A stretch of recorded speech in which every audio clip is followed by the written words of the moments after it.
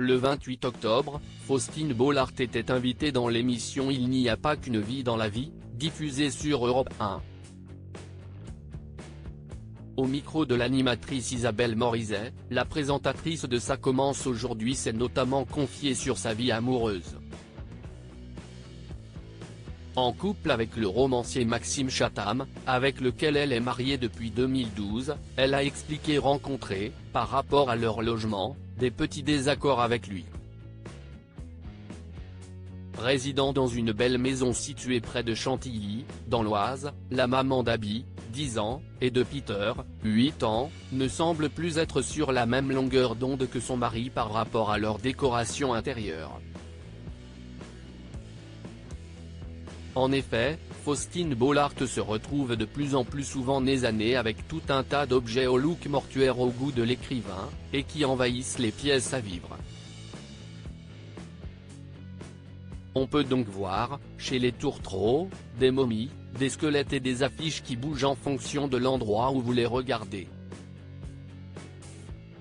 L'animatrice de France 2 a néanmoins affirmé qu'elle aimait bien l'univers des châteaux hantés, un peu gothique, précisant qu'elle commence un petit peu à changer de style de décoration.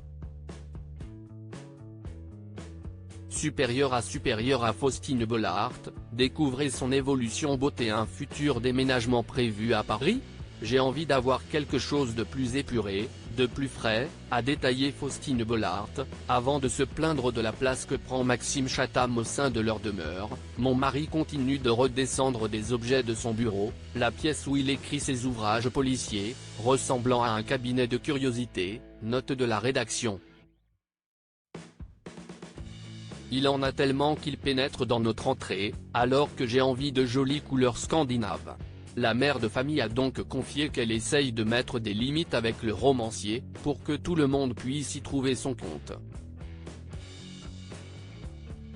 Auprès de nos confrères d'Europe 1, elle a aussi évoqué son désir de se rapprocher de Paris, mais il faut vendre la maison, changer intégralement de vie et mon mari n'est pas forcément d'accord.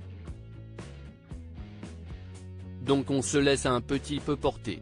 Tout le monde veut partir en périphérie, en province, et moi, j'ai envie de revenir dans la capitale.